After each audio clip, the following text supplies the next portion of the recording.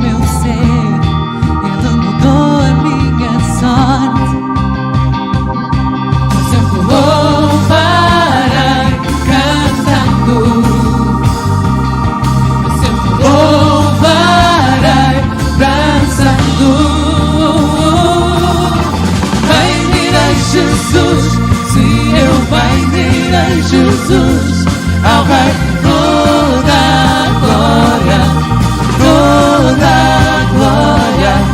Bendirei Jesus, sim, eu bendirei Jesus, ao Rei, toda a glória, toda a glória. Oh, oh, oh, oh, oh, oh, oh. Bendirei Jesus, oh, oh, oh, oh. Bendirei Jesus. Jesus é o caminho, a verdade e a vida. Ele é a luz na escuridão. Traz esperança ao que crê. Tudo conhece, tudo vê. Do mundo Ele é a salvação. Louvarei cantando, louvarei dançando.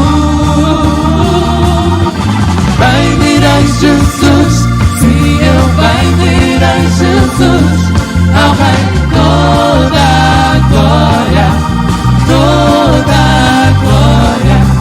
Bendirei Jesus, sim, eu bendirei Jesus, ao Rei, toda a glória, toda a glória. Oh, oh, oh, oh, oh, oh, oh.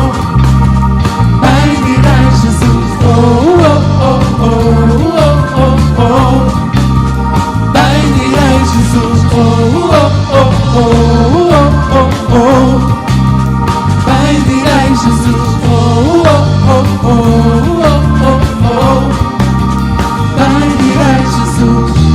Para sempre lhe darei louvor.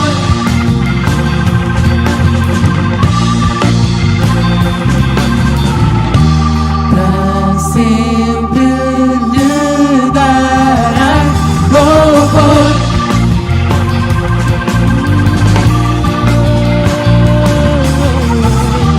Para sempre lhe darei louvor.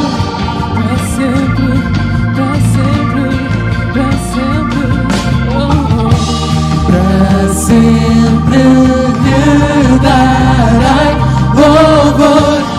Para sempre, para sempre, para sempre, bendirei, bendirei. Bendirei Jesus, sim, eu bendirei Jesus, ao Rei, toda a glória, toda a glória. Bendirei Jesus, sim, eu bendirei Jesus, ao Rei, toda a glória, toda a glória. Oh, oh, oh, oh, oh, oh, oh. Bendirei Jesus. Oh, oh, oh, oh, oh, oh.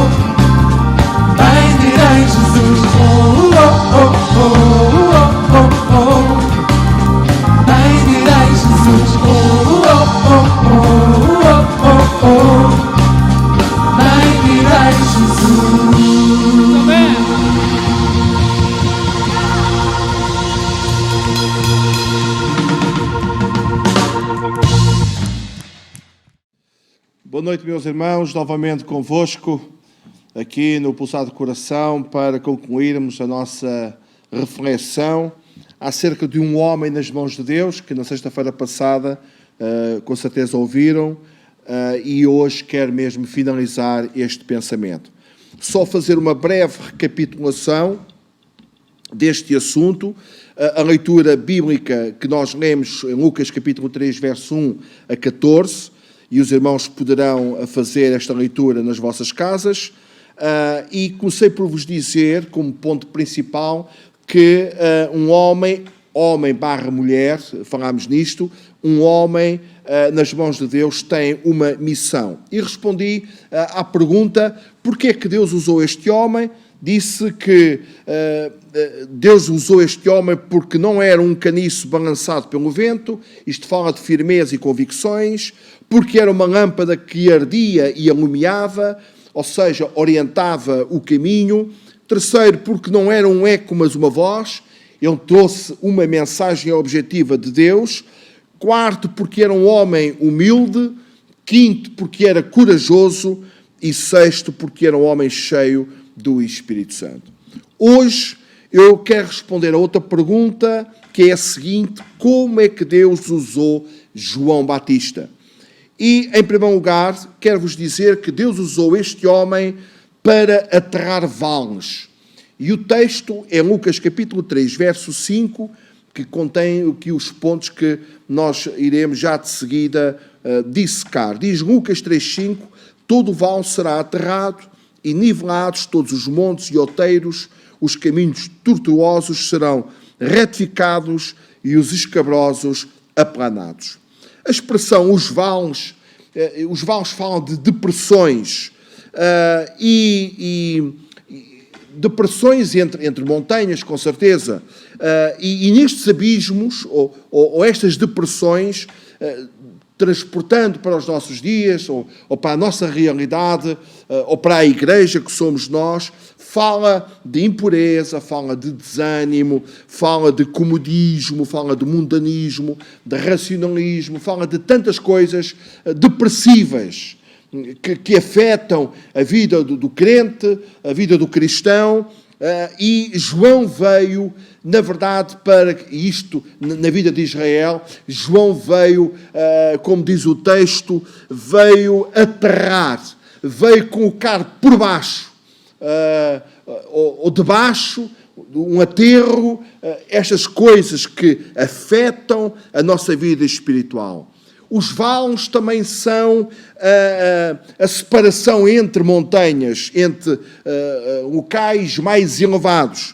Isto fala também numa linguagem espiritual da nossa falta de comunhão, de mágoas, de contendas, de ressentimentos, de murmurações, de raízes de amargura, tanta coisa. Então, um homem usado nas mãos de Deus é um homem que promove um aterro de tudo aquilo que não é bom, que é nocivo para a vida do cristão. Em segundo lugar, Deus usou este homem para nivelar os montes. Está lá, já lemos o texto, Lucas 3, 5.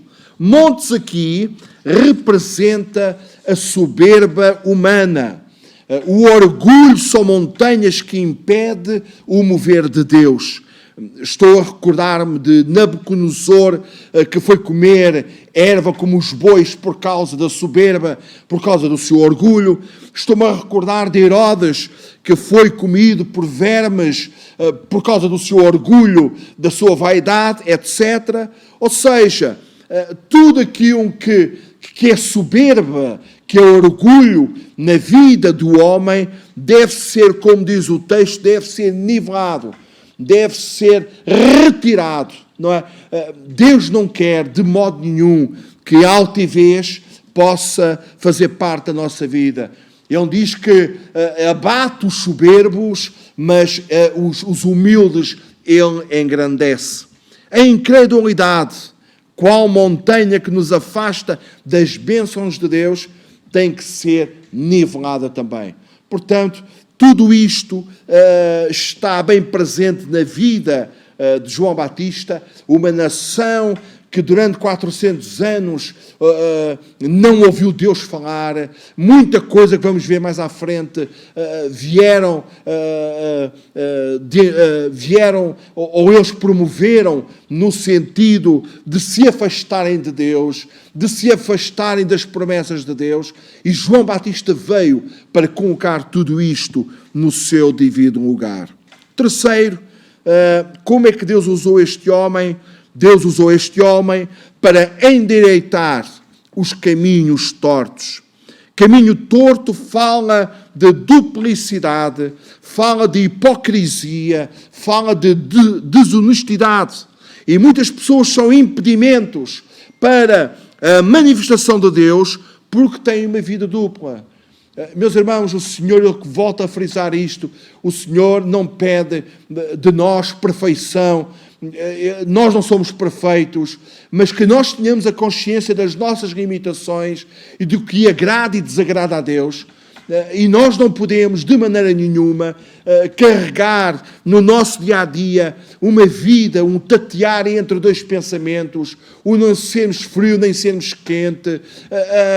Portanto, nós não podemos, de maneira nenhuma, à luz das Escrituras, levarmos esta vida dupla. E João, dentro do contexto de Israel, veio para endireitar tudo aquilo que era caminho torto. Esta duplicidade, esta ambiguidade que Israel vivia, nós encontramos em João um homem que trouxe uma palavra assertiva, uma palavra poderosa, uma palavra de autoridade, como já vimos. Também Deus usou este homem para aplainar os caminhos escabrosos. Caminho escabroso fala de algo que está fora de um lugar. Haverá alguma coisa fora de um lugar da nossa vida, com certeza que haverá sempre coisas que estejam fora. Então João veio para que Israel encarrilhasse, para que Israel ficasse atento à vinda do Messias. A determinada altura nós lemos isto, que quando Jesus veio para ser batizado, João apontou logo, aqui está aquele que é o Cordeiro de Deus que tira o pecado do mundo. Então os caminhos escabrosos tinham que ser aplainados também. Então, estes conceitos foram conceitos, como eu disse, que João ministrou a Israel, e são conceitos que nós devemos estar atentos à nossa vida para que os mesmos possam ser trabalhados por todos aqueles que Deus usa, pelos pastores, pelos cooperadores, por todos aqueles que ministram a palavra, todos aqueles que são dispenseiros da palavra do Senhor. Irmãos, a palavra é importante para a nossa vida, para aperfeiçoar-nos. Deus quer uma noiva pura, uma noiva casta, uma noiva consagrada, santificada a Ele. E este é, na verdade, o ministério de todos aqueles que são usados pelas mãos de Deus. Então, vimos que, em primeiro lugar, João tinha uma missão. Depois, em segundo lugar, João tem uma mensagem. Lucas 3,8 diz: produzi, pois, frutos dignos de arrependimento, e não comeceis a dizer entre vós mesmos, temos por pai Abraão, porque eu vos afirmo que destas pedras Deus pode suscitar filhos a Abraão. Ele tem uma mensagem. João, em primeiro lugar, pregava a palavra de Deus e não a palavra dos homens. Já vimos que ele era uma voz. Ele trazia a mensagem de Deus. E foi isto que ele trouxe à nação de Israel. No verso 2 do capítulo 3 de Lucas está escrito: sendo sumos sacerdotes Anás e Caifás, veio a palavra de Deus a João. A palavra de Deus veio a João para que este transmitisse a Israel, filho de Zacarias no deserto. Já vimos que depois de 400 anos de silêncio profético, João prega sobre o arrependimento. A nação havia-se desviado de Deus. A religião estava corrompida, os palácios estavam corrompidos, os cobradores de impostos estavam também corrompidos, os soldados estavam corrompidos, a mensagem do arrependimento não era popular, as pessoas estavam de costas voltadas para Deus, as pessoas estavam, como já vimos, tipo vales, tipo montes escabrosos, tipo caminhos tortuosos, as pessoas desviaram-se do Senhor. Então havia necessidade de alguém vir preparar o caminho para o Messias. E a mensagem principal para aquela nação era arrepender. Arrependei-vos dos vossos pecados. João não pretende agradar aos homens. João não traz, já vimos isto na sexta-feira passada, não trouxe uma mensagem popular. Ele traz a mensagem de Deus. Era uma época de crise moral. Já vimos que líderes religiosos da nação estavam desfocados do seu ministério, da sua vocação, estavam corrompidos. Anás e Caifás eram sumos sacerdotes, mas não conheciam a Deus. Quem, na verdade, conhece um pouco da história da consagração destes homens, homens que eram separados por Deus, homens que eram chamados por Deus, o que é que nós encontramos aqui em Anás e Caifás? Gente completamente desfocada, não reconheceram o Messias, foram os principais promotores da crucificação do Senhor, homens completamente desfasados. Herodes era um homem devasso, era um adúltero, um monarca. Também, lá no Antigo Testamento, encontramos os sacerdotes a serem ungidos, encontramos os profetas a serem ungidos e encontramos também os monarcas a serem ungidos. O que é que nós temos aqui? Temos um homem, temos um monarca completamente com uma moralidade por baixo, alguém completamente fora dos desígnios de Deus, da vontade do Senhor. Era uma época de crise social, o povo trabalhava, mas Roma ficava com o lucro, reinava a pobreza, reinava a fome, reinava o desespero, as pessoas não prosperavam. Uma nação que estava debaixo da promessa, uma terra que manava leite e mel, como Deus tinha prometido aos patriarcas. Encontramos aqui o quê? Uma crise social bem acentuada. Numa época de crise política, a nação estava nas mãos de homens maus. Pôncio Pilatos e Herodes eram um espelho da nação. Nível baixo, descrédito, desmoralização, completamente fora da vontade de Deus, do querer de Deus, da bênção de Deus.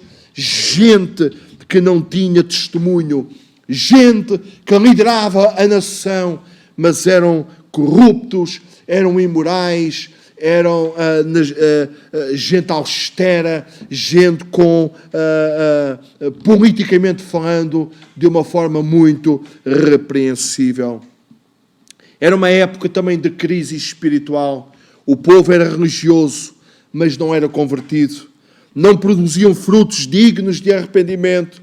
O povo estava descansado numa falsa segurança. João disse lá no verso 8, produzi, pois, frutos dignos de arrependimento, e não comeceis a dizer entre vós mesmos, temos por pai Abraão, porque eu vos afirmo que destas pedras Deus pode suscitar filhos a Abraão. O povo estava indo para o juízo sem se preparar. O povo estava a perder a sua alma. O povo estava a cair no abismo de uma separação eterna de Deus, a nação que Deus tinha escolhido. E isto é tão sintomático para os nossos dias. Nós somos o Israel do Senhor, meus irmãos. Que Deus nos ajude a arrepiarmos caminho. Deus usa homens como João Batista, que não têm medo de falar a verdade, de serem honestos, corajosos, íntegros para com a palavra de Deus. E a igreja terá que entender que sem a santificação ninguém verá o Senhor. Hoje, meus irmãos, antes, porém, estava eu a dizer que o povo estava indo para juízo sem se preparar. Veja os versos 7 e 9. Dizia eu, pois, às multidões que saíam para serem batizadas: raça de víboras, quem vos induziu a fugir da ira vindoura? Verso 9. E também já está posto o machado à raiz das árvores. Toda a árvore, pois, que não produz fruto, é cortada e lançada no fogo. Deus é amor, mas Deus é justiça. Deus quer que o seu povo, que a humanidade possa encarrilhar num caminho, que este mundo possa encarrilhar no caminho, que a igreja possa permanecer no caminho que nos leva à eternidade com Ele. Mas vai haver separação eterna também. Vai haver separação eterna. Hoje as igrejas crescem, mas a nação não muda. Que responsabilidade. As igrejas crescem. Hoje pessoas são agregadas às igrejas, mas a nossa nação tem que mudar. Nós que estamos envolvidos, irmãos, ou a nossa nação, melhor dito, que está envolvida nesta superstição, nesta idolatria, homens que têm de uma forma cruel, que têm consagrado a nossa nação a ídolos. Que Deus nos ajude, como a igreja, a brilharmos no meio desta sociedade, a dizermos que esse é o caminho errado, que o caminho errado não é, que o caminho certo não é a religião, que o caminho certo não é a superstição, não é a idolatria, não são os homens. O caminho certo é Jesus. E cabe à igreja, cabe a ti, cabe a mim, nós levarmos esta mensagem aos perdidos. As pessoas estão a entrar para um outro evangelho, o evangelho da conveniência, o evangelho do egoísmo, o evangelho do bem-estar. Mas eu quero vos dizer, meus irmãos, e vamos ver mais à frente, que o evangelho tanto salva, o evangelho tanto liberta, mas que o evangelho também responsabiliza as pessoas. O Evangelho confronta as pessoas com a realidade. Ou a salvação para a eternidade, ou a rejeição também para a eternidade, mas separado de Deus. Que Deus possa nos fazer entender da importância de nós levarmos o arrependimento àqueles que não conhecem. Deus pode trazer restauração para a nação a partir do caos. Tudo aquilo que eu falei até agora foi um retrato sucinto do caos que havia na nação de Israel. Mateus 3,5 está escrito: então saíam a ter com ele em Jerusalém toda a Judeia, toda a circunvizinhança do Jordão. O local parecia impróprio, era no deserto. João não pregava no templo, não pregava nas sinagogas, não pregava nas praças floridas de Jerusalém, mas era no deserto, um lugar árido da Judeia. Era ali mesmo que Deus chamou. E quando Deus tem que congregar pessoas para ouvir o Evangelho, Deus sensibiliza as pessoas, Deus consciencializa as pessoas para ouvir a palavra do Evangelho. Israel, Jerusalém, ia para o deserto para ouvir João. A apresentação pessoal de João era de uma aparência imprópria. Não se vestia de fato e gravata, não, mas vestia-se de peles de camelos. Não comia nos requintados restaurantes, mas alimentava-se de gafanhotos e mel silvestre. Não operou um milagre sobrenatural. Não se assentou aos pés de grandes mestres, mas abalou a nação e fez tremer o palácio de Herodes. Irmãos, e é isto que o Senhor faz. Ele usa as coisas que não são para confundir as que são. E nós, como igreja, se nós formos na vontade de Deus, se quisermos ser homens e mulheres usados nas mãos de Deus, o Senhor tem um potencial fantástico à nossa disposição para nós sermos usados. Não importa a aparência, não importa o local, não importa as condições, não importa, irmãos, as exterioridades, não, os ambientes. O que importa é estarmos na vontade de Deus. E este João, lá no deserto, ele pôde pregar arrependimento. As multidões eram atraídas. Diz lá que vinha a ele Jerusalém, toda a Judeia e toda a circunvizinhança do Jordão. Um homem nas mãos de Deus atrai multidões. Louvado seja Deus.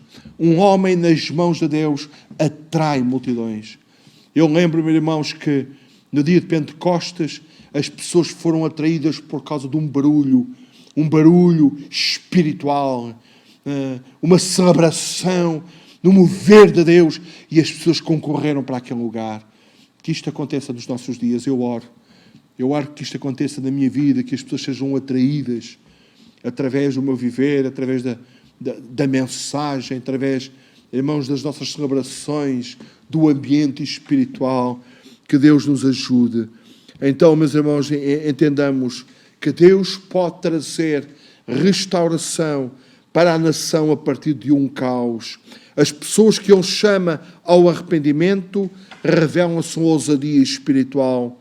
Os fariseus e saduceus, Mateus 3, 7 a 9, está escrito: vendo ele, porém, que muitos fariseus e saduceus vinham ao batismo, disse-lhes: raça de víboras, quem vos induziu a fugir da ira vindoura? Verso 8. Produzi, pois, frutos de arrependimento, e não começeis a dizer entre vós: temos por pai Abraão, porque eu vos afirmo que destas pedras Deus pode suscitar filhos a Abraão. Ele denunciou os conservadores fariseus e os liberais saduceus. A religião judaica estava tomada de um bando de homens não convertidos. E ainda hoje isto acontece. A religião é o esforço do homem de se aproximar de Deus. Mas Jesus é o único caminho. O cristianismo é muito mais do que uma religião. Paulo diz, a Epístola ao Tiago diz que na verdade, que a verdadeira religião é cuidar dos órfãos e das viúvas. Irmãos, mas a nossa mensagem é mais do que social. A nossa mensagem é uma mensagem eterna, poderosa. E João não tem medo destas fações religiosas, uns mais conservadores, outros mais liberais. Ele tem uma palavra poderosa para toda a nação. Diz que as multidões, elas diziam: que havemos de fazer perante uma mensagem de autoridade ungida, poderosa? Isto aconteceu lá no dia de Pentecostes. Aqueles 3.000 ou aqueles milhares que assistiram, eles perguntavam: o que faremos, varões e irmãos? E é isto, as multidões, elas irão procurar. Quem tiver 2 túnicas, dizia João, reparta com quem não tem. Já iremos ver o que é que isto significa. Quem tiver comida, faça o mesmo. Os publicanos, eles também falavam no verso 12: não cobreis mais do que o estipulado. Ou seja, João está aqui a falar: tem que haver honestidade nas vossas transações. Os soldados, no verso 14: a ninguém maltrateis, não deis denúncia falsa, contentai-vos com o vosso soldo. A Herodes, no verso 19: mas Herodes, o tetrarca, sendo repreendido por ele, por causa de Herodias, mulher de seu irmão, e por todas as maldades que o mesmo Herodes havia feito. Ou seja, João denunciou o pecado do rei, chamando-o de adúltero. João tinha uma palavra para os soldados. João tinha uma palavra para os publicanos, para todos aqueles que estavam desviados, estavam desfocados dos desígnios de Deus. João tinha uma palavra, e a palavra e a mensagem era: arrependei-vos, mudai de vida. Esse não é o caminho, é o outro. Esta não é a vontade de Deus, e esta é a mensagem que Deus tem para a humanidade. Arrependei-vos, o reino de Deus está próximo. Arrependei-vos, louvado seja o nome do Senhor. O arrependimento é o grande tema de Deus. Na preparação, João Batista diz: arrependei-vos. na inauguração, no anúncio, na inauguração do reino, Jesus vem e conclama: arrependei-vos. No dia de Pentecostes, Pedro prega: arrependei-vos. O arrependimento, irmãos, aqui, voltando à nossa reflexão de João, envolve algumas coisas. O arrependimento que João estava a proferir à nação envolvia generosidade no dar. Ele fala no verso 10 e 11: então as multidões o interrogavam, dizendo: que havemos de fazer? Respondeu: quem tiver 2 túnicas, reparta com quem não tem, e quem tiver comida, faça o mesmo. Ou seja, João está a combater o egoísmo, o coçar para dentro, o olhar só para si. João está aqui a dizer: vocês têm que se arrepender, vocês têm que ser generosos, vocês têm que pensar nos outros, vocês têm que olhar também para as necessidades dos outros. Arrependimento que João está a pregar fala de honestidade nos negócios. Verso 12: foram também publicanos para serem batizados e perguntaram: mestre, que havemos de fazer? Respondeu-lhes: não cobreis mais do que o estipulado. Ou seja, havia aqui o quê? Honestidade.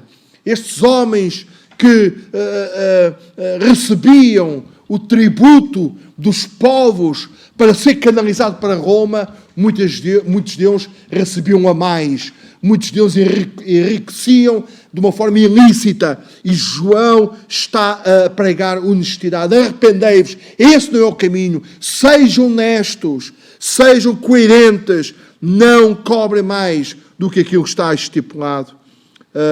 Arrependimento fala também de justiça nos relacionamentos. Verso 14.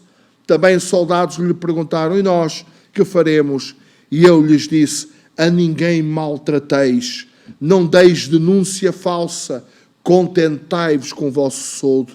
Ou seja, João está aqui a falar que nas relações devia de haver justiça, equidade, tratarmos o nosso semelhante da mesma forma.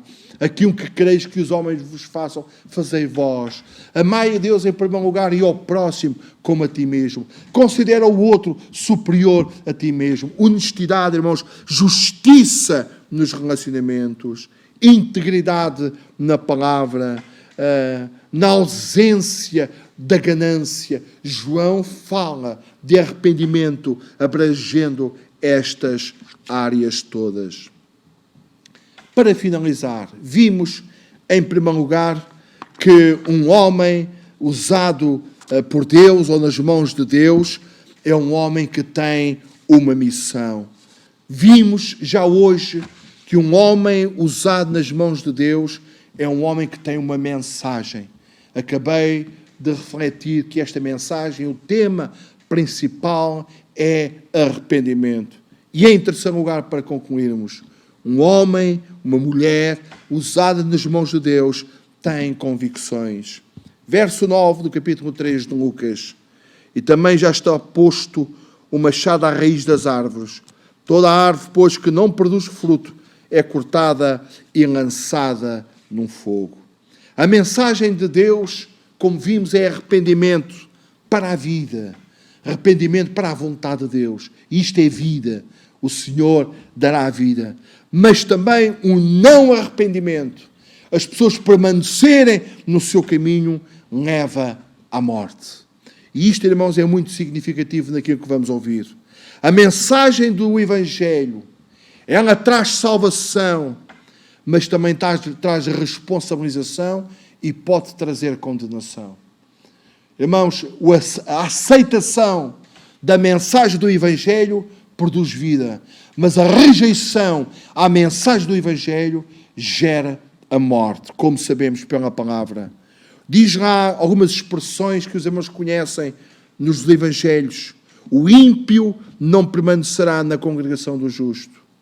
Algumas metáforas de Jesus são as seguintes: quem não estiver trajado de vestes nupciais ficará de fora. A figueira sem fruto seca ou secou pela raiz. A figueira estéril será cortada para ser queimada. O joio só servirá para ser queimado. Expressões que mostram isto mesmo. O sermos, o aceitarmos, o seguirmos, o aplicarmos o Evangelho na nossa vida, conduz-nos à eternidade. Mas a rejeição do Evangelho pode nos conduzir à morte eterna. E a Igreja tem esta responsabilidade de alertar as pessoas que andam distraídas, que andam cegas, procurando algo para a sua vida nos lugares impróprios, nos lugares errados. A Igreja tem esta responsabilidade. E João nos mostra isto mesmo. Irmãos, tudo o que foi escrito é para o nosso ensino. Não é para nós ficarmos com conhecimento histórico da vida de João, esta personagem maravilhosa. Não. É para nós percebermos que a mensagem de João para uma nação avessa às coisas de Deus, uma nação distraída, uma nação que já não tinha fome de Deus. Uns poucos, havia lá uns poucos que na verdade esperavam a consolação de Israel, mas a maior parte da nação estava completamente apática para as coisas de Deus. Como está a nossa nação? Como está o mundo? Claro que sabemos que Deus está fazendo coisas maravilhosas em alguns lugares, mas nós que estamos aqui na nossa nação precisamos entender que o povo precisa de ouvir que o Evangelho é uma mensagem de responsabilização também. A mensagem de Deus é um apelo urgente para todos. O Evangelho é para todo o mundo. Jesus amou o mundo de tal maneira, ou Deus amou o mundo de tal maneira que deu Jesus, como sabemos, João 3,16. O apelo de Deus alcança os religiosos, alcança a multidão, alcança os soldados, alcança os publicanos, alcança o monarca. Por isso é que ele falou. Ele falou, e quando João fala, não foi só para acusar o erro. João está a pregar arrependimento. Eles tinham todas estas classes, tinham que mudar de vida. Ou seja, mostra aqui que João tem um desejo, tem, na verdade, uma vocação de levar as pessoas à responsabilidade para a mudança de vida. Deus diz que o machado já está posto na raiz. Não dá mais para esperar. O tempo é agora, o reino já chegou. Deus espera agora frutos dignos de arrependimento.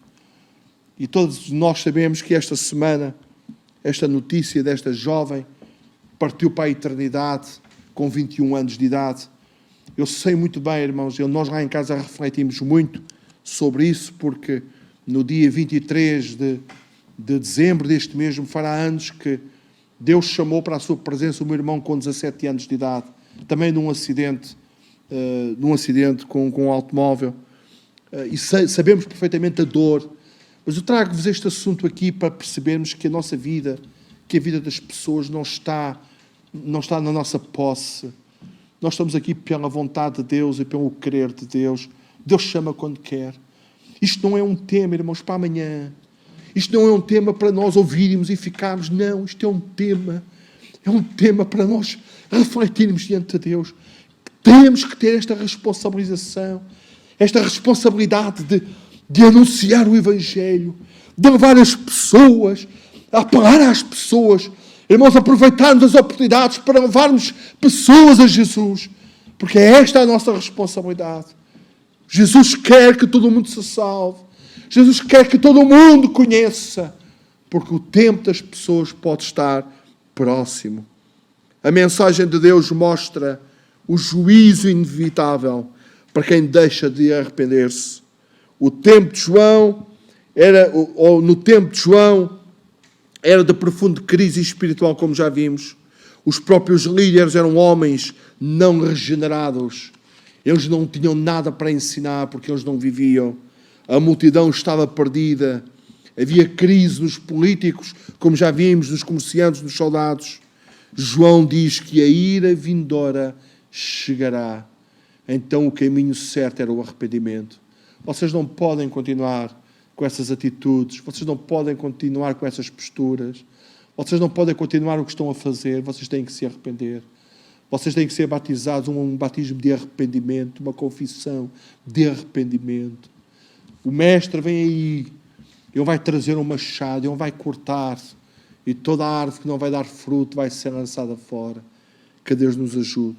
E estou a concluir, meus irmãos. O arrependimento prepara o caminho para uma grande bênção. Uma bênção sem limites. Diz lá, toda a carne verá a salvação de Deus. Quando a igreja se arrepende, quando o mundo se arrepende, ele vê a salvação do Senhor. Nós próprios devemos, irmãos, temos a consciência que quando falhamos, nós devemos canalizar logo, irmãos, confessar as nossas culpas, deixar o pecado e arrepiarmos caminho e irmos noutra direção. O mundo precisa de se arrepender para a salvação. Então, haverá uma bênção sem limites, não só para aqueles que já são salvos, mas para todos aqueles que o Senhor quer que ainda sejam salvos. A sua casa tem que estar cheia. A sua casa é muito mais do que a casa de oração. Irmãos, no porvir, num futuro, não sabemos, breve ou longínquo, do seu reino, que já existe, que já fazemos parte dele, que esta consciência de muitos e muitos farão parte deste reino maravilhoso. Infelizmente, muitos, se calhar mais, eles tombarão para a sepultura, para um dia serem ressuscitados para a morte eterna. Quando a igreja se volta para Deus, o mundo experimenta a salvação do Senhor. Nós precisamos, irmãos, ter a consciência de que a igreja precisa de se arrepender também. Eu gosto muito das orações de Neemias e de Daniel. Eles não colocaram o povo à margem. Eles pecaram, não. Nós pecamos. O Senhor perdoou porque nós pecamos. Isto nos sobreveio porque nós pecamos. Irmãos, que nós tenhamos esta consciência coletiva de uma necessidade de arrependimento. Irmãos, o arrependimento prepara o caminho para uma grande bênção. Disse em primeiro uma bênção sem limites, uma bênção inequívoca. Toda a carne o verá. Quando a igreja se arrepende, a salvação de Deus irromperá além das quatro paredes. Multidões virão a Cristo. O avivamento que alcança o mundo com a salvação começa com a igreja através do arrependimento, através da nossa renúncia, do nosso quebrantamento, através de dobrarmos os nossos joelhos e clamarmos pelo mover de Deus. Irmãos, nós estamos aqui em Lisboa, neste bairro do Prior Velho, irmãos, não para ficarmos aqui encafuados. Nós precisamos, Deus quer usar aqui esta comunidade como uma comunidade de alcance, de gente, de vários estratos sociais, que possam ouvir o Evangelho e possam ter contacto com as boas novas de salvação. E finalizo, irmãos, será uma bênção indivisível. Diz que toda a carne verá a salvação de Deus. Quando a igreja acerta a sua vida com Deus, algo tremendo e extraordinário pode acontecer no mundo. Se queremos ver a nossa sociedade impactada, precisamos acertar nossa vida com Deus, precisamos aplicar os princípios de Deus na nossa própria vida. Irmãos, mudando de caminho, mudando de atitude, nós estamos no caminho do arrependimento. Porque arrependimento não é mais do que mudar de direção. Se este é o caminho errado, então eu tenho que voltar as costas para aí e tenho de ir no caminho oposto. E é isto que Deus pede de nós. É verdade que o mundo, confessar os seus pecados, olhar para o sacrifício de Cristo, arrependerem-se dos seus pecados e converterem-se ao Senhor. O arrependimento produz isto na vida destas pessoas. Em nós, igreja, irmãos, temos a consciência do que nós estamos, o que nós somos, o que Deus quer de nós, o bem que nós deveríamos fazer e que não fazemos, etc. Temos tanta coisa para nos consciencializarmos da necessidade de nos arrependermos. Não temos que nos acusar uns aos outros. Não temos que apontar o dedo para o nosso irmão. Temos que olhar para os nossos pecados, olhar para as nossas falhas e vermos onde é que Deus poderá ou quererá mudar. E isto é arrependimento. O meu sincero desejo é que estes simples conceitos, através da vida de um homem, possa mudar a nossa postura. Nós que estamos a viver, irmãos, expectativas, temos ouvido mensagens atrás de mensagens daquilo que Deus quer fazer connosco, de tudo aquilo que está a ser planeado, de tudo aquilo que o pastor tem ministrado para cada um de nós. Irmãos, que Deus use homens ungidos. Então, irmãos, surge este tema, como eu disse no princípio, homens ou mulheres nas mãos de Deus.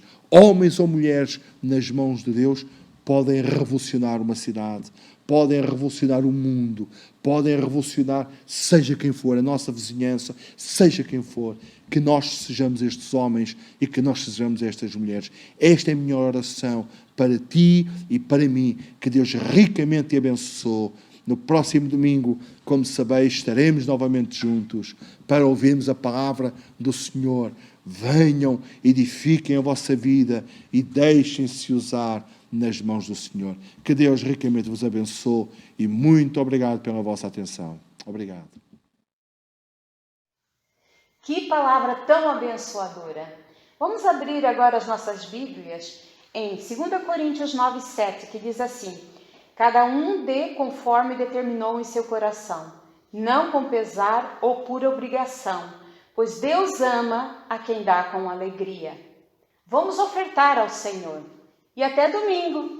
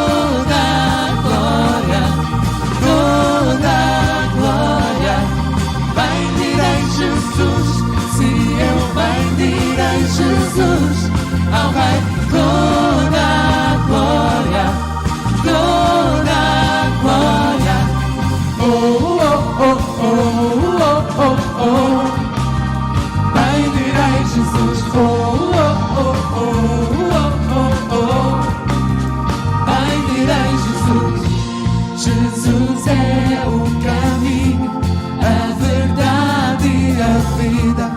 Ele é a luz na escuridão. Traz esperança ao que crê.